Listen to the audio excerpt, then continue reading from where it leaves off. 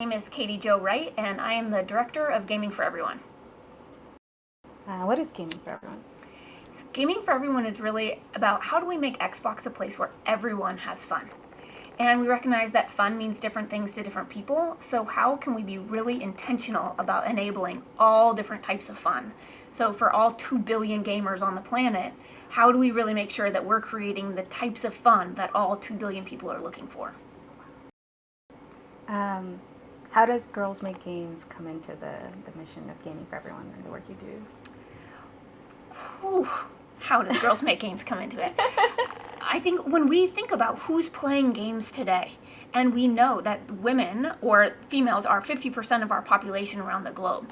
And so if we want to reach all gamers, we need to make sure that all different types of people are included in the game development process and the entire creative life cycle of that and involved at every step of the way. And so making sure that we have a really diverse set of gamers, not only gamers, but also game developers and people that want to be a part of creating those gaming experiences are part of the pipeline coming in so that we can make sure that we're creating fun experiences for generations and generations to come. Tell me a little bit about your path into gaming, and you can start I grew up here and from your childhood onwards. Yeah. Okay. So I actually grew up in the Seattle area, and my doctor's office was right down the street from Microsoft, which is now totally gone and been from all the construction and growth around here. But I have a younger brother, and we happened to be at the doctor's office quite a bit because we were very competitive and hurt ourselves. So I have 2 older sisters, and they both worked at Microsoft. And starting for me in 7th grade, I swore I wanted to be a doctor. And so because I wanted to be a doctor so bad, I swore I would never work at Microsoft. And I would never work behind a computer because that's just so boring. And now I've been at Microsoft for 20 years this September, so next month will be 20 years. And I can't imagine working at another place. And so I really feel that I'm on my 4th career, just all happens to be in the same company. And so my 4th career is within Xbox. And so I joined Xbox about 4 years ago, maybe a little bit more, to start Gaming for Everyone. And it was our really intentional decision to how do we make gaming more inclusive for more gamers. Because we knew more gamers were out there, and yet we tended to create the same type of experience. And so it's really our very deliberate actions to have product-led inclusion. So when we think about the product, how do we apply that inclusive lens to all the experiences that we're creating from a product perspective, from an experience perspective, even how do we welcome new gamers into the ecosystem. It's not even just on the console, but whether you're a PC gamer, a mobile gamer, any type of gamer, how do we make sure that when you come to Xbox, you find the type of fun that you're looking for, but that also you feel welcomed and included in the experience that you have once you are in the ecosystem. Wow. So, you touched on it a little bit.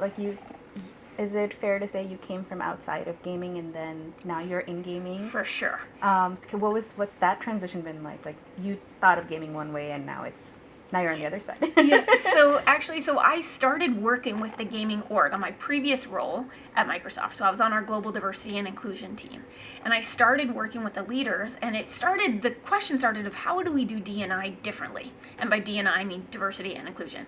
How do we do diversity and inclusion differently? And from that question, it really kind of stimulated a lot of different thinking. And so I got really involved, and I got more involved than was actually in scope of my previous job, just because I was so excited about it and the type of engagement that we were having throughout the organization. And so then at some point they said, well, what if we opened up a full-time job and you came and did this full-time? And I was like, what? Go to gaming? But I'm not a gamer. But I'm an athlete. I love competition, and I gamed a ton growing up. And I don't know why I stopped. So thinking back, if there were things like Girls Make Games or something, maybe I would have never stopped, and I would have continued. And so while it was weird to join the org or the team, I've loved every second, and it's been 4 years, and now I can't imagine working on any other team. And it's really been challenging too to say, what is a gamer? Right? And so we say those words and we all have this image that comes to mind, yet a lot of times the data shows that the image that comes to mind is very different. And so it's how do we even redefine who is a gamer and that tag of really who enjoys gaming.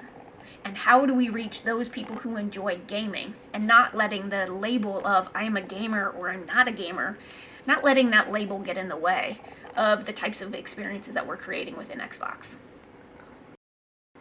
What would you tell your middle school age self, you know, if whether you were thinking about gaming or not, like how would you have that conversation?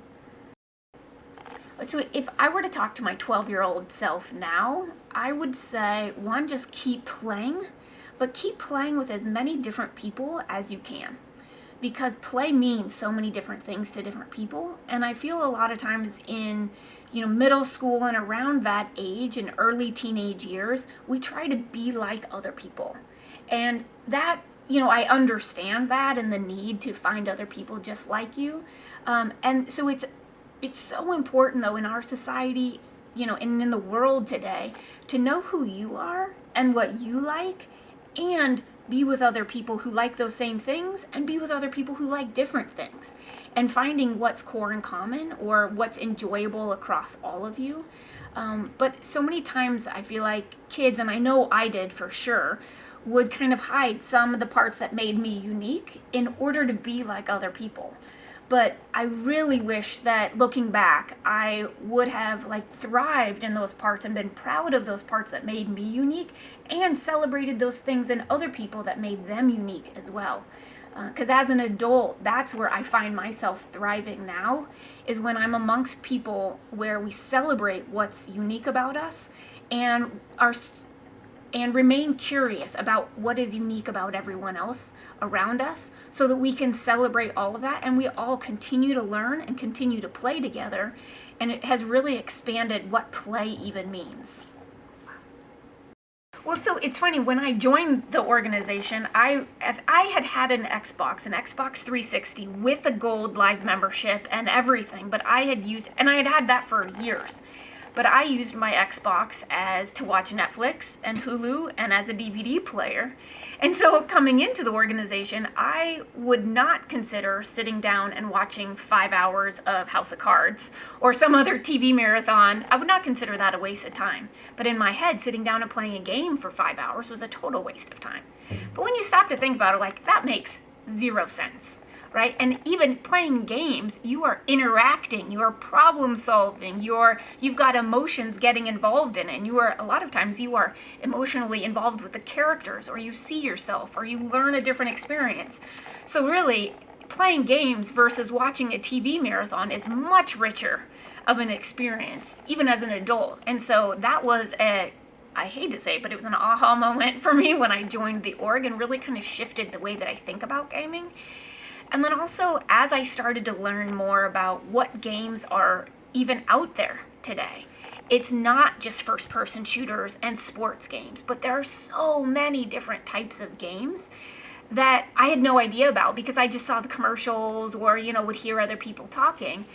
So the more involved I've become within the gaming industry, I've seen the many different types of games that are out there. And now I've got a list that's too long that I don't have enough time to play. But it's been so fun to see what gaming is really all about, and not just the mental model or the myths that I had based on the most popular commercials that are out there. There's so many other types of games. And it's really fun now. I'll have friends, or even sitting with my nieces. My nephews play games, but my nieces don't. And so I'll sit and play with them, and we'll play a game like Life is Strange, or Never Alone, or something like that, and play games that is entertaining, but it's problem solving, and we can play together, and they can relate to the characters in the game, and that it opens up new worlds that they would not have had otherwise, because they were previously saying, oh, that's for the boys, and I don't want to play a first-person shooter, and I don't want to play a sports game. And so it's been really fun to have those conversations and almost break the myths for friends and family around me ever since I've joined the org. And they're kind of like, who are you? But it's so fun. And when I could beat them in a game, or I let them win, and then the second time I'll beat them, or something, just so they'll keep playing. But so it's been a lot of fun, and it's been a lot of, I've realized how many stereotypes I held about the gaming industry, even though I'd had an Xbox in my house, and been a part of the org, and working with this team. I realized how many myths that I was holding that were completely untrue. And so the more I've learned about the gaming industry and the wide range of opportunities there is to engage, but also for people in the industry, the vast range of jobs. Like if you're an artist, there's roles in gaming. If you love audio, there's roles in gaming. Like if you're a huge music fanatic, there's roles in gaming. So there's so many different even jobs and ways to contribute to a game. And even now, like I feel like I really contribute to games, even though I'm not technical at all. But there's a lot of ways to contribute and be a part of the gaming industry, even if you're not technical. And there's a ton of opportunities if you are technical.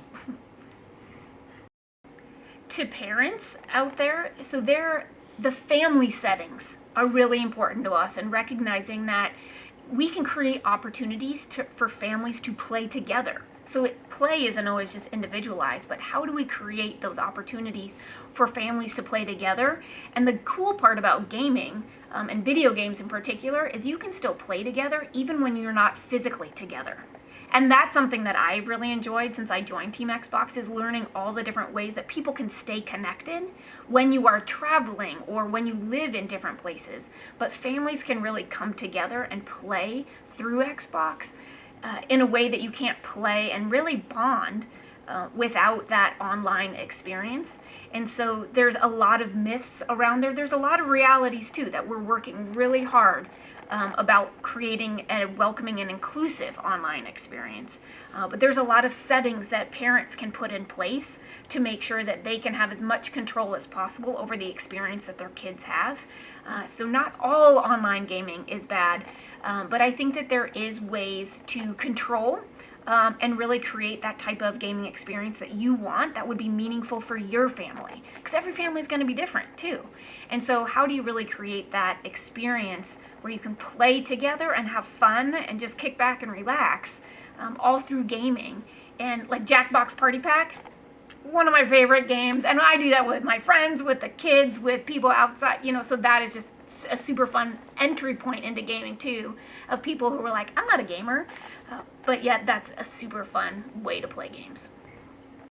So a while ago, I was on a flight from the East Coast to the West Coast, and I was sitting next to this woman who was, maybe in her 60s, maybe low 70s. Shortly after takeoff, she pulls out a tablet and starts playing a game. And so since I'm an Xbox, I'm kind of creeping and kind of looking at what game she's playing. She plays one game, finishes it, closes it, starts playing another game, plays another game. And then at one point, when I look over, she's got a folder, and there are so many games in this folder. This woman played games the entire flight, game after game after game. So when we landed, I was like, I noticed that you were playing some games. How long have you been a gamer? And she was like, I'm not a gamer. And I was like, you were just playing games for 6 hours straight. And I saw that folder of how many games you had in there. So, what do you mean you're not a gamer? She's like, oh, I'm not a gamer. I just like to tinker. And I was like, how much money have you spent on that tinkering in there? But to me, that really opened up a new window of how do we reach those people who consider themselves a tinkerer? And how do we find experiences and make sure that we're creating experiences for those people that like to tinker and who may never associate with the game or with the name I'm a gamer. And so that's been a really interesting experience that we brought back and have lots of conversations across Team Xbox about how do we create those experiences for people who may never associate with the title gamer, but who clearly love games and invest a lot of time and resources to acquire those games. So we're about the gamers, and we're about the tinkers, and we're about them all.